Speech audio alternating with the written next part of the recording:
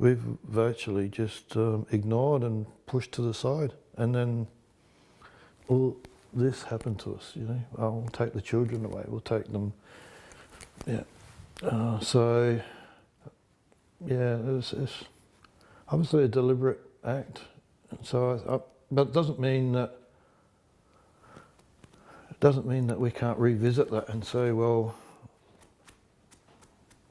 you know, still waiting for that treaty embargo, just because we're not living on the land, just because all that's happened, our bloodline still survives, so we still have the cultural authority to enter into that agreement with you when you're ready. When you're ready, we're ready, you know. Whether or not we want to bargain is still it's up to us. So our choice. They can't force us into any bargain.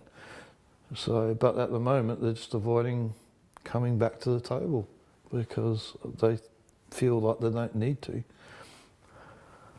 But my thoughts are that has to change and will change, because yeah, it's writing on the wall. Like you can't ignore that. You know, you can't. And I think there's a push to talk about treaties now in our generations is going to take us back to that point and say, well, okay, well, it's taking that long to get to this point, but the rules are still the same. If we don't want a treaty, we don't have to. You know? So does that mean you give back all the land that you've been occupying and using all that time? You know, yeah, there's practicalities and all that. So, but should I have to worry about the fact that we were pushed off our land, and that, you know, I shouldn't have to, but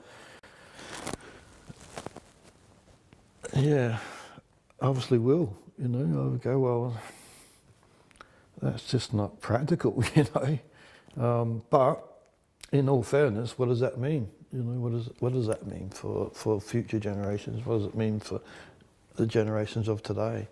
What does it mean for history? You know, yeah.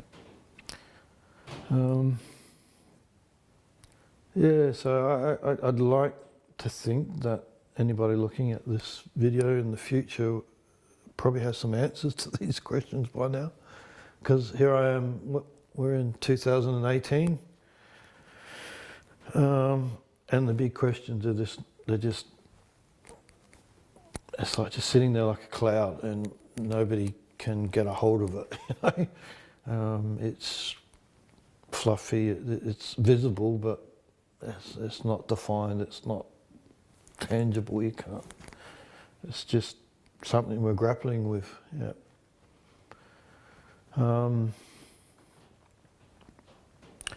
But they have to be addressed. It has to be addressed. If Australia isn't going to have any sort of decent future, then that has to be dealt with. We can't carry on living this lie about, you know, that we're in a post-colonial phase.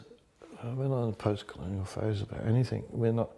We have to tell the true history. We have to tell what happened, what the reasons were, who the greedy people were. You know, what the whole lot, the whole box, and not just segments of truth, the whole truth. You know, because it's not all the Australian people that are doing this. It's a certain percentage, the elite members of society that have the power to do these things are doing it, yeah, and getting away with it at the moment, yeah.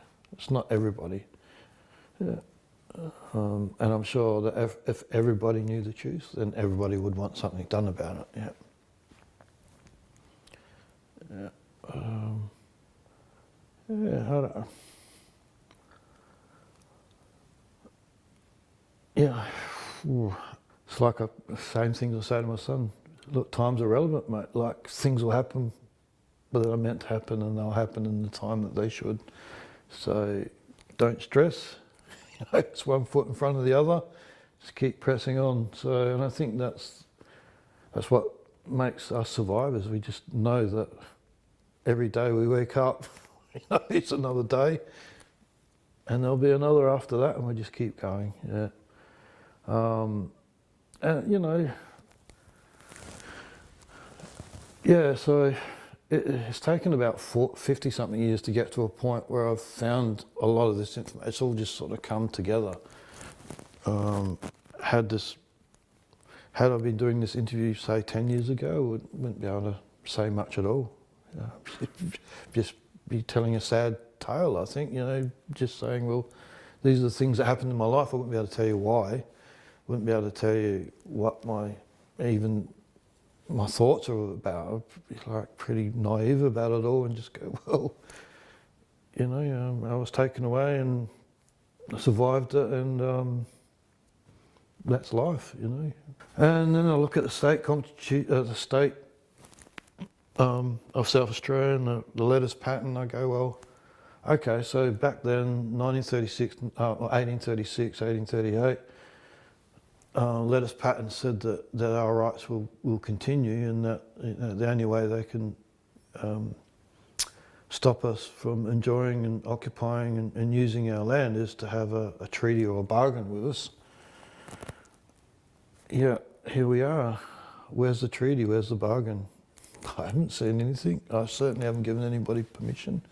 And looking back through some of that history, because I haven't gone deep into that, but there were attempts to uphold those rights for us by some of the powers that be, colonising forces, if you like, that wanted to see those rights upheld, but was basically undermined by the greed of other people.